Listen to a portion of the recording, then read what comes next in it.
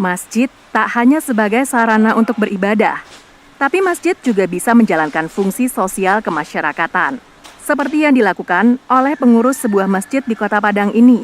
Mereka membagikan beras, minyak goreng, dan telur kepada kaum duafa yang berdiam di sekitar masjid. Dana bantuan tersebut berasal dari kas masjid dan donasi dari beberapa orang jemaah.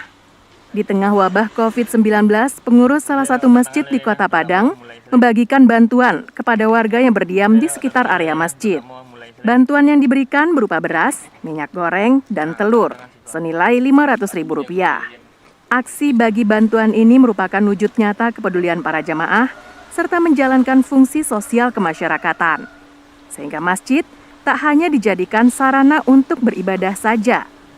Penerima bantuan ini adalah warga sekitar masjid yang telah didata oleh para pengurus, dan penerima bantuan harus mengambil bantuannya dengan waktu yang telah ditentukan, sehingga tak terjadi penumpukan warga yang mengambil bantuan. Hal ini merupakan upaya pengurus masjid untuk meminimalkan interaksi warga secara fisik. Alhamdulillah pada hari ini kita menyerahkan 15 paket senilai Rp500.000 kepada 15 duafa yang setelah kita data berhak menerima bantuan atau sumbangan dari masjid ini. Dan hampir semua dari dana ini berasal dari dana infak untuk fakir miskin yang ada di Masjid Jihad Perak. Kemudian ditambah juga dengan dana-dana yang berasal dari donatur yang saya sukarela ikut menyumbang dalam program ini. Bagi warga penerima bantuan, hal ini sangat meringankan beban mereka. Seperti yang diutarakan oleh salah seorang warga penerima bantuan ini. Sejak wabah COVID-19, warung miliknya sepi pengunjung. Tak ada lagi warga yang singgah untuk minum kopi atau bercengkrama dengan pengunjung warung lainnya.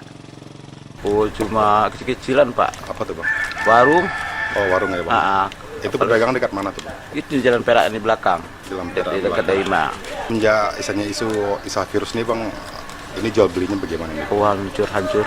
Hancur, Bang? Hancur, Pak. Sudah hancur banget. Buat makan susah inilah, mungkin ada ini kan.